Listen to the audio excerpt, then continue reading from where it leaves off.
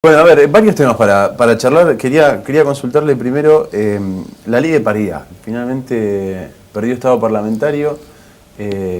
No se logró, en este caso, avanzar sobre la ley de paridad.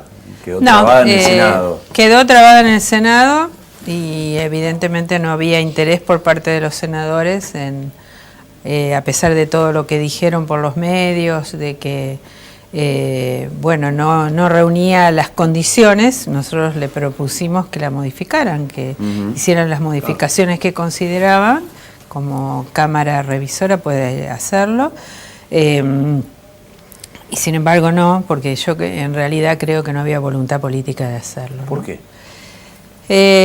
Bueno, quizás toca intereses que no están dispuestos a dejar de lado, o pierden, si bien ellos como senadores no los tocaba, porque la ley en general no se refería a los cargos unipersonales, pero bueno, a lo mejor en las localidades, en las ciudades, en las listas de diputados provinciales, o como bueno, y el sector mayoritario es el PJ, pero no hubo voluntad política, la verdad, de ningún sector. ¿Cree que lo impulsó el gobernador? Digo, porque lo incluyó, de hecho, sí, en el temario de extraordinarias. Sí, había un grupo que se ama, como una especie de ONG que se llama Por la Paridad, y nosotros, las diputadas, le pedimos especialmente al gobernador que lo incluyera en extraordinarias. Él lo incluyó. Pero bueno, no, vuelvo a reiterar, no fue discutido. Y la verdad que cuando decían que no había sido discutido lo suficientemente, no es cierto, porque desde el año 2002 que se presentó el primer proyecto de ley de paridad, precisamente lo presentó una radical, Alicia Tate, y bueno, desde ahí en más hubo numerosísimos proyectos, y el último es el de Verónica Venas, que es el que se acumuló con otros proyectos de Silvia Burger, de Inés Bertero, y fueron a digamos, el que fue aprobado en la Comisión de Derechos y Garantías, y después salió en la Cámara de Diputados con media sanción. El gobernador lo envió sabiendo que no se iba a aprobar, porque estaba claro que los senadores, o por lo menos uno hablaba off the record con los senadores, y el planteo era no lo vamos a hacer, digamos. Bueno, pero quizás también era como una medida de presionarlo para que lo trataran. Yo creo que sí, que el gobernador tuvo la intención de que esto saliera. Esa es la lectura que tenés de por qué el gobernador lo envió a pesar de que no había consenso. Sí, yo creo que esa era la intencionalidad, pero sin embargo no.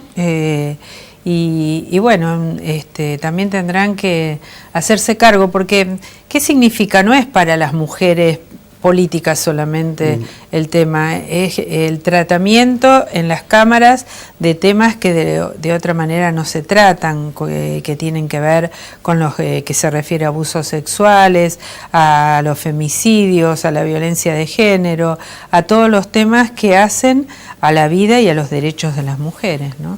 Fueron 18 hombres los que decidieron que no se daba. 18 hombres, sí, porque el Senado está compuesto por 18 hombres y una mujer, con un promedio de algunos de 20 años de senadores. Pero la mujer dijo estar en contra también de la ley. Bueno, no es lo que nos dijo a nosotros, pero en los medios creo que expresó en varias oportunidades. Y la verdad que lamento, porque ella es la principal, por más que ha expresado en los medios de que no la discriminan, la verdad que es un argumento que es falaz, porque ella sufre discriminación en la Cámara de Senadores. Discriminación de que la dejan de lado de la mayor parte de las decisiones que toma el Senado. Y bueno, nosotros creemos que esto la queremos incorporar, la hemos invitado a todas las actividades, y ahora mismo va a ser invitada, porque vamos a hacer, hoy ya estuvimos reunidas, las mujeres de todos los partidos políticos, de todos los bloques, y también el grupo de Mujeres por la Paridad de Santa Fe, para diseñar estrategias para seguir trabajando sobre este tema, porque no bajamos los brazos. Eso ¿Van a volver así. a ingresar el proyecto en diputados? Sí, sí, por supuesto. ¿Y qué le van a cambiar el proyecto? No, ¿Están viendo algo de un cambio? Porque no pasó en el Senado, si es el mismo proyecto, va a pasar lo mismo, no lo van a aprobar. Bueno, la Cámara de Diputados puede en la Comisión de Constitucionales cambiar todo lo que desee cambiar. Si se trata de mejorar el proyecto y hacerlo, digamos, de alguna manera ampliarlo, nosotros lo dijimos desde un principio, estábamos dispuestas, no es que nos encerramos y tiene que ser esto, sino que avanzar, y es una decisión política. Allí nosotros se abstuvieron 8 diputados radicales y 2 del PRO, y después todos los demás votaron a favor, ¿no? Hace un mes aproximadamente teníamos oportunidad de charlar en la radio con vos a partir de una nota que habías dado al mismo tiempo en el Diario del Ciudadano, reclamando por la mayor participación de los espacios de los partidos que integran el Frente Progresista Cívico y Social y la ampliación del espacio a otros sectores que en este momento no lo integran. Creo haber entendido eso en tus primeras intervenciones y cuando hablamos por teléfono. ¿Es porque en este momento percibís que están fallando ciertos mecanismos de inclusión de los partidos, suena feo, denominados chicos dentro del Frente? ¿O porque crees que es una decisión que hay que adoptar indudablemente para ampliar los horizontes que pueda llegar a tener el Frente Progresista? De hecho, hay un sector grande del radicalismo que está con un pie y medio afuera del Frente, ¿no? Bueno, yo creo que es necesario ampliar el Frente Progresista, no solamente por esta posibilidad de que algunos vayan por fuera del sino porque también creo que dada el panorama político, mientras más sectores que tengamos afinidad, esto no es menor, que tengamos afinidad política, nos juntemos para también de alguna manera sostener un embate contra aquellos sectores neoliberales que hoy gobiernan, ¿no es cierto? Que tienen que cumplir con su mandato, que estamos de acuerdo con que lo cumplan, porque para eso fueron elegidos por el pueblo, pero con los cuyas políticas nosotros no coincidimos. Entonces, me parece que es necesario incorporar a otros sectores. Y por otro lado, sí es cierto, dentro de los partidos que vos decís, partidos chicos, tenemos muy poca participación. Es más, nosotros, Partido de Solidaridad e Igualdad, no tiene ningún integrante dentro del Poder Ejecutivo Provincial, ¿no? ¿Ningún integrante, funcionario? No, ¿Ningún funcionario? No. Ni de segunda línea, digamos. No. El único cargo que tenemos es mi cargo como legisladora provincial. Miro para afuera, así sin incluir a otros partidos. Miro hacia afuera, está claro que el PRO no, digamos, es lo que estás planteando. Sectores, dije yo no dije. ¿Qué sectores? Sectores y sectores sociales también, que los hay muchos en el interior, en Rosario, en Santa Fe. Sectores sociales que de golpe trabajan fuertemente en un barrio, en una localidad y que no tienen representación política, o sectores de partidos políticos que no se sienten contenidos dentro de esto, ¿no? Obviamente, del peronismo y otros sectores también. ¿Cuál sería el límite? No, el límite es coincidir en las posturas política e ideológica. Está bien, pero digo, por ejemplo, si hablamos de el rumbo económico, macroeconómico que está tomando el país, digo, esto que vos mencionabas como una política neoliberal, es decir, todo aquel que no esté dentro de ese o que no concuerde con ese rumbo también suena a decir, bueno, nos une el espanto, es decir, más allá de las coincidencias. No, pero eso no digo, hay límites también de construcción, porque no es lo mismo pensar en la coalición cívica en la provincia de Santa Fe que lo que es la coalición cívica a nivel nacional. No es lo mismo pensar en el ARI, no es lo mismo pensar en el socialismo o en el radicalismo en la provincia de Santa Fe. Bueno, el radicalismo lo dejamos de lado. que las mismas expresiones partidarias quizá en otras provincias. No, por eso, yo estoy hablando de Santa Fe, estoy hablando concretamente de Santa Fe y la mirada que esos sectores puedan tener con respecto al gobierno nacional. Nosotros no nos aliaríamos, por ejemplo, o no iríamos de ninguna manera con alguien que sostenga las posturas de Cambiemos, en el sentido de hacer una alianza con el PRO o con algún sector del PRO. Y si de hecho son socios, Alicia, con el radicalismo. No, nosotros, una cosa es... Entonces el Frente Progresista está integrado por el Frente radicalismo, Progresista está que bien, es Cambiemos. pero con respecto a Cambiemos, nosotros no estamos de acuerdo con Cambiemos y no vamos a apoyar ninguna fórmula nacional ni nada por el estilo que incluya a Cambiemos. Y si en Santa Fe, por ejemplo, se habla muy fuerte que en Santa Fe, muy probablemente una de las listas a concejales de la ciudad de Santa Fe la encabece, lleve el radicalismo, su propia lista dentro del Frente Progresista, y adentro lleven candidatos del PRO, que no son del radicalismo y que irían dentro del Frente Progresista. ¿Ves que eso es factible? Así está planteado, digo, uno habla con la gente de la Universidad del Litoral y dice, ¿cuál es el proyecto? Una lista encabezada muy probablemente por Pereira, que dentro de esa lista lleve candidatos del PRO. Iría por el Frente Progresista. Está bien, bueno, pero nosotros no iríamos en esa lista. Nosotros de ninguna manera vamos a ir en esa lista. Más allá de que pueda llevar el rótulo de Frente Progresista, ¿no es cierto? Puede, perdón, pregunto abiertamente. Digo, yo no había escuchado esa versión que decís, Juan. Yo tampoco. La primera vez que la escucho, me sorprende de todas formas. Digo, tiene que tener la anuencia de los otros partidos para poder integrar. O sea, tendría que el socialismo, por ejemplo, decir, si no hay problema, lleven candidatos del PRO en la lista del Frente Progresista. Porque cada uno integra, vos para ser candidato no necesitas ser afiliado a ese partido. Pero para presentar... Pueden llevar un extra partidario dentro de la lista. Me refiero a que para presentar el frente electoral, digo, dentro de la lista, tiene que tener la aprobación de todos los partidos. El radicalismo puede integrar la lista, puede ir a una interna en Santa Fe, dentro del Frente Progresista, con su propia lista radical, y llevar un extra partidario. Está bien, pero como no, Barletta puede no era ir afiliado con un al radicalismo. simpatizante del PRO, pero no alguien oficialmente del PRO. Y no creo que el PRO tampoco acepte ir a quiera que vaya alguien del... Pero bueno, yo no había escuchado esa versión. Lo que sí nosotros tenemos claro que en una lista de esas características no iríamos, ¿no? ¿Y con el kirchnerismo? ¿Se construye también con el kirchnerismo? Con algunos sectores del peronismo se construye. No, kirchnerismo, dije. Sí, hay sectores con los cuales nosotros tenemos conversaciones, lo cual no quiere decir que vayamos a ir a elecciones en forma conjunta. Conversamos de política y nos compartimos con algunos de ellos una visión de lo que es la economía y de lo que es hoy el gobierno nacional. Una visión que tiene que ver con esto que decía yo, el modelo neoliberal, las políticas económicas, el rumbo que está tomando.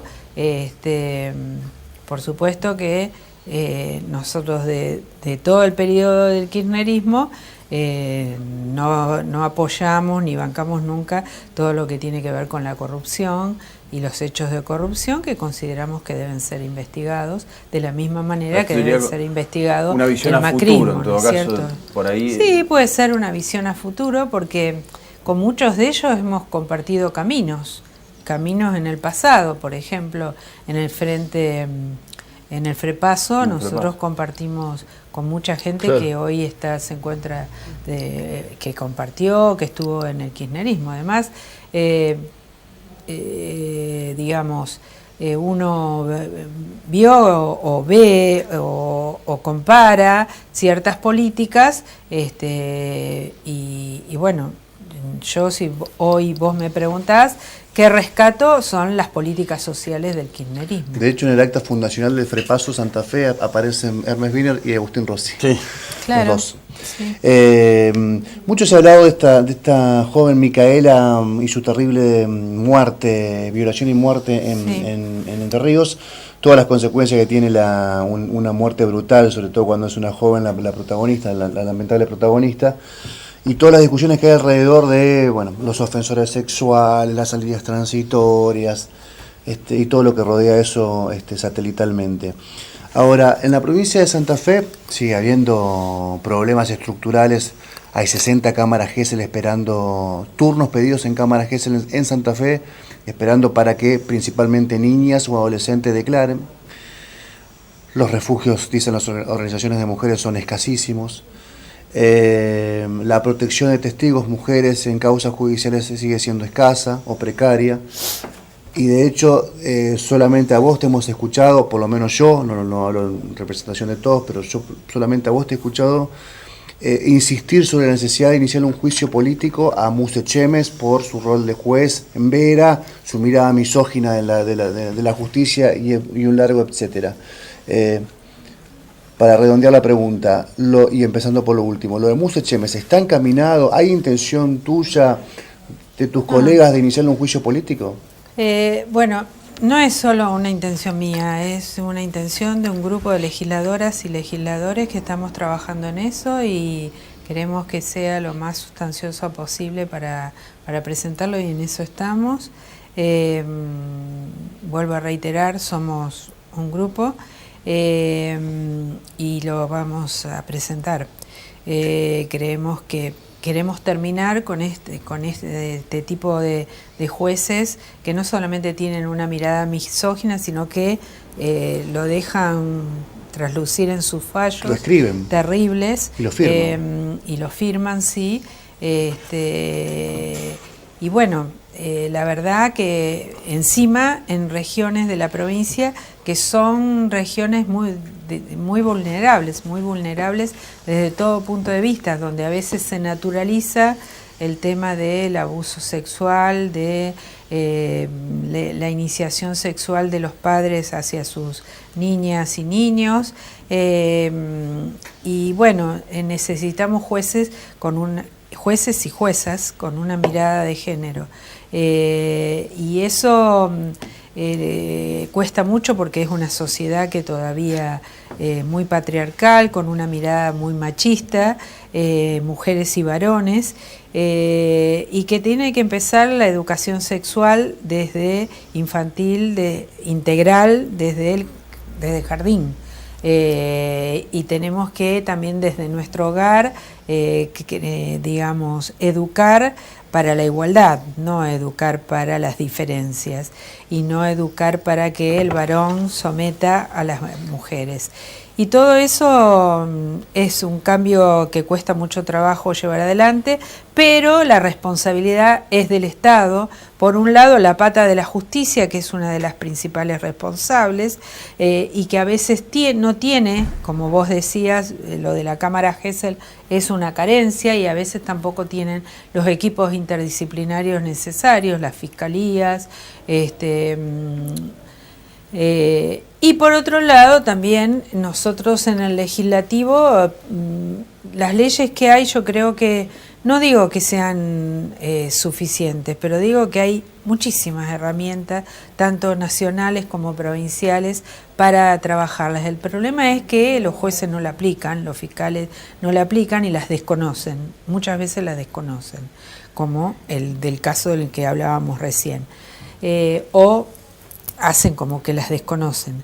Y por otro lado, también desde el Poder Ejecutivo, provincial y nacional, las faltas de los presupuestos necesarios para poder llevar adelante todas estas políticas.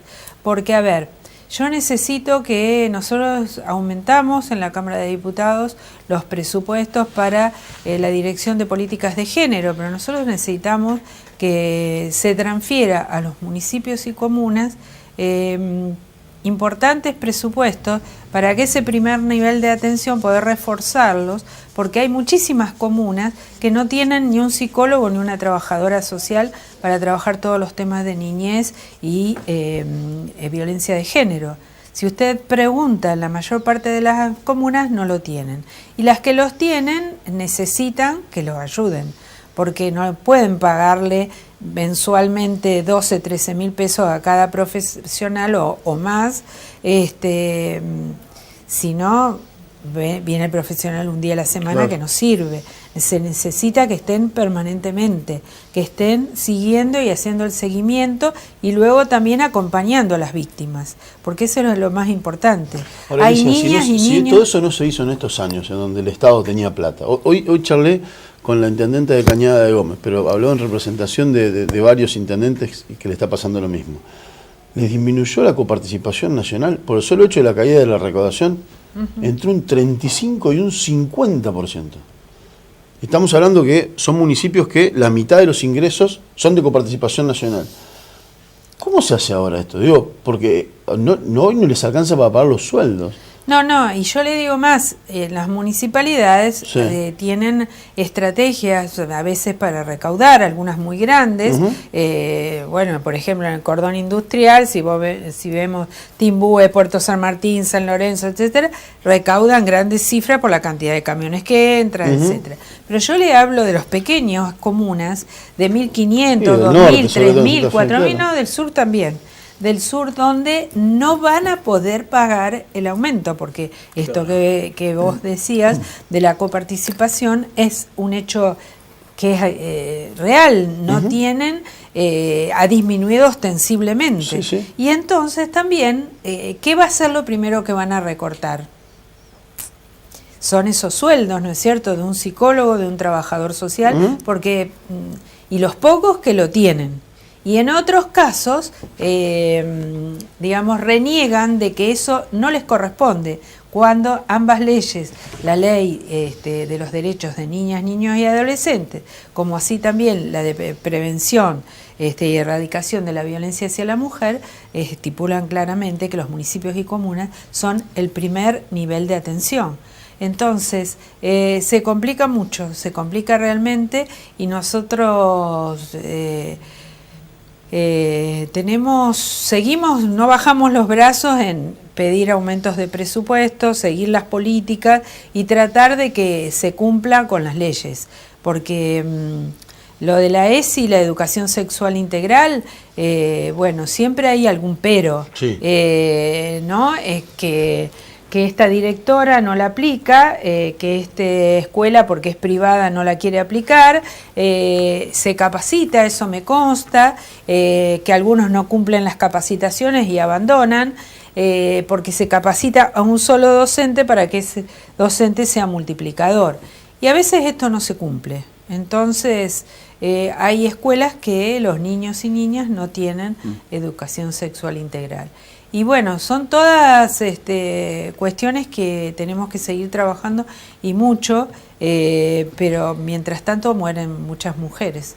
Y eso es lo que, y en la provincia de Santa Fe, en las últimas semanas, después de Micaela, al día siguiente murió una mujer asesinada en el Trébol. 3 en un día. 3 en un día, después. En el norte de la provincia, bueno, en Trébol, En la ciudad de aquí en la Santa ciudad Fe. de Santa Fe. Sí. Sí, al poco tiempo después de lo de Micaela. Sí, 2 o 3 días después, y realmente, bueno, en el caso del Trébol quedó una niña que quedó sin familia. No tiene- Me gustaría consultarte algo que lo pensaba como profesional de la comunicación en realidad, y en realidad es una pregunta que yo me hago. ¿Estamos abordando bien la temática, los medios de comunicación? Digo, hay un abordaje, porque ante hay temáticas que requieren de un abordaje muy preciso, muy cuidado, y hay de hecho hasta manuales de qué manera comunicar cierto tipo de Cursos. cuestiones. Cursos, pero digo, los colegios profesionales también lo tienen en sus distintas profesiones. Y la comunicación tiene, de FOPEA tiene su manual de estilo, la Asociación de Prensa también lo tiene, y este es un tema puntual que no está incluido. Trabajando desde hace mucho tiempo sobre políticas de género, teniendo tanto conocimiento y tanto terreno en la materia, ¿crees que lo abordamos de manera correcta o habría que hacer? En ninguna de las profesiones se abordan los estudios de grado. En ninguna profesión se estudia ni en Derecho, ni en Psicología, y por lo que tengo entendido tampoco en Comunicación Social. Lo aborda bien el que quiere y el que se puso a leer y a estudiar. Los otros lo abordan como quieren. Porque explicar por los medios cómo la mató, cómo la ahorcó, cómo la quemó, es lo peor que se puede hacer. Y sin embargo, no solamente lo hacen los periodistas, sino también los fiscales. Los fiscales a veces dan los detalles con pelos y señales de la forma en que murió esa víctima. Y eso es lo peor que puede pasar, porque genera todo como una cadena de reiteración. Recordemos, ayer se cumplió un nuevo aniversario de la muerte de Wanda Tadei, y después de la muerte de Wanda, quemada por su pareja, murieron con 10, 12 mujeres quemadas también por sus parejas. Entonces, creo que apelar a la responsabilidad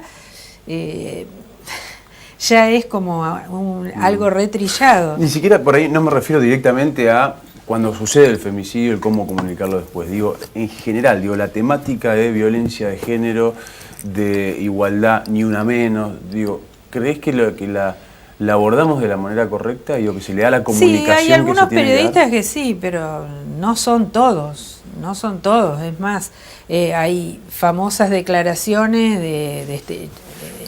de Babi Checopar, ahora de Bilardo, pero periodistas. Sí. Hablando de periodistas, ¿no? Sí, bueno, pero lo mismo. Es raro que todavía esté al aire. Sí. Es raro que esté al aire todavía, que pueda tener un micrófono. Solo en este contexto se puede dar. Y una cantidad de figuras de la farándula, etcétera, que, bueno, por algo habrá sido, si tenía el short corto o la pollera larga o mostraba o no mostraba.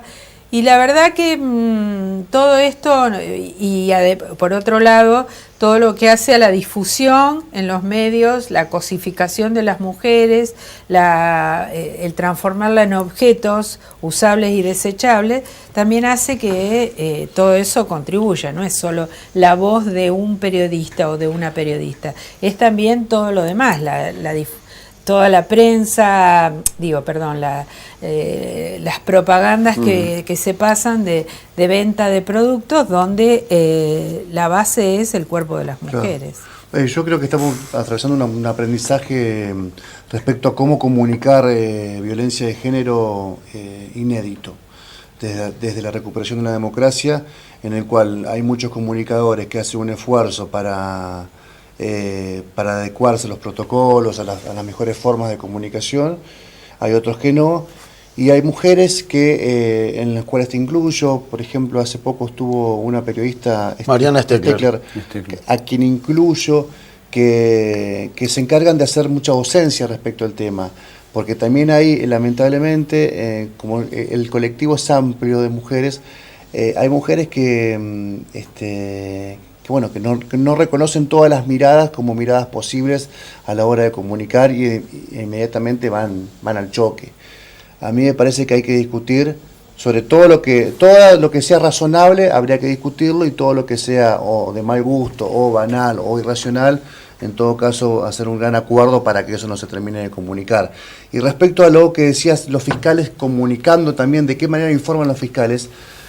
Te recuerdo que no hace mucho, en la oportunidad de la detención del cura Monzón en Reconquista, un parte oficial de la Fiscalía decía que una nena había sido abusada por el cura y que le había transmitido una enfermedad venérea. Bueno, y ese funcionario judicial, Alicia, no fue sancionado ni por el Ministerio Público de la Acusación, ni por ningún órgano de superintendencia. Yo no sé si alguien pidió alguna sanción. Bueno, ahí está.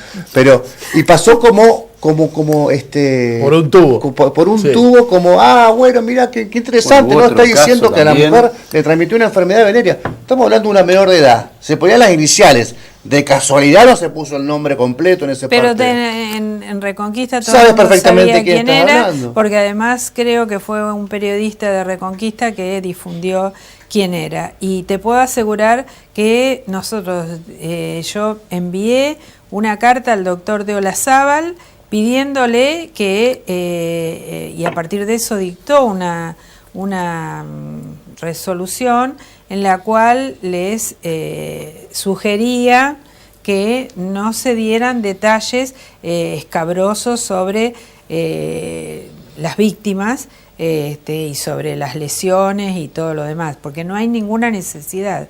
Y en el sur pasa lo mismo, algunos fiscales que le ajustó una soga, que lo hizo de tal manera, y todo eso es más de lo que veníamos reiterando, diciendo recién, y no era un periodista, era un fiscal.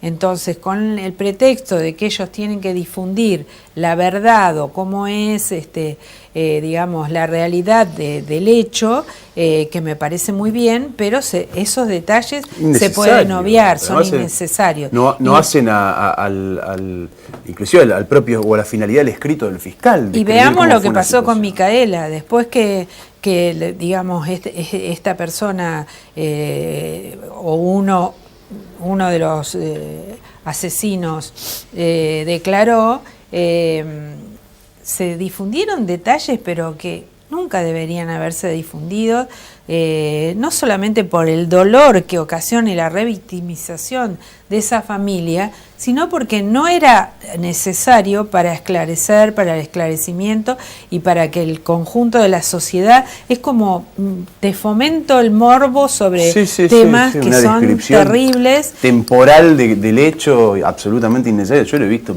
lo vi en Infobae publicado, digo, ¿cómo? Si esto pasa al filtro de un editor, digamos, que no se da cuenta que no hace al fin. Sí, además que no, a ver, no es de ahora que no se... Vos recordás en épocas que en la provincia hubo grandes cantidades o importantes cantidades de suicidios, también estaba... Bueno, sobre el suicidio hay un protocolo. Un protocolo, bueno, pero sobre la perspectiva de género también, hay que buscar material, hay mucho material muy interesante, la Defensoría del Público tiene mucho material muy interesante, distintos sindicatos de comunicación y de prensa también tienen muchos candidatos, hay varios cursos online que se pueden hacer, que son muy... Porque en definitiva es eso, es tener una perspectiva de género para abordar los temas. No hace falta ser ni hombre, ni mujer, ni homosexual, ni heterosexual. Hay que tener una perspectiva en donde poder tratar estos temas. Ahora, Alicia, también es el planteo es inclusive para los funcionarios públicos también. Por supuesto. Los legisladores. Sin lugar a dudas. Pero nadie está exento, porque la sociedad en general es así. Si no veamos que hoy se están ventilando en los tribunales, por ejemplo, federales de Rosario, por juicios de delito de lesa humanidad, abusos sexuales y cómo las víctimas mujeres fueron doblemente víctimas, porque, digamos, los torturadores o los genocidas era como que querían demostrar o demostraban con eso que alguien que transgredió ciertas normas porque osó meterse en política, osó de golpe estar en la lucha armada o no, rompió con las reglas de su tiempo y entonces tenía que recibir doble castigo. Y fueron violadas, abusadas, etcétera. ¿Y qué le decían? Te vamos a dejar, no vas a poder tener hijos, te lo vamos a impedir, porque te vamos a lesionar. Y bueno, hay muchísimos casos que inclusive son todas mujeres, porque también fueron violados hombres. Sin embargo, fueron las mujeres las que denunciaron, y los denunciaron así, señalándolos vos. Y bueno, todo esto demuestra que tampoco es una cosa de hoy, sino que se viene arrastrando. Claro. Ayer, si me alejo, Carlos Vilardo en una entrevista dijo que también tiene que ver las mujeres como iban vestidas por la calle. Sí. Es uno de los que nombré recién. Y realmente... Difícil, Igualmente la Justicia Federal de Santa Fe dictó un precedente importante de incorporar la violación como un delito, un agravante en la tortura. Los delitos, sí, bien. Diputada, muchas gracias por venir. No, gracias a ustedes, muy amable.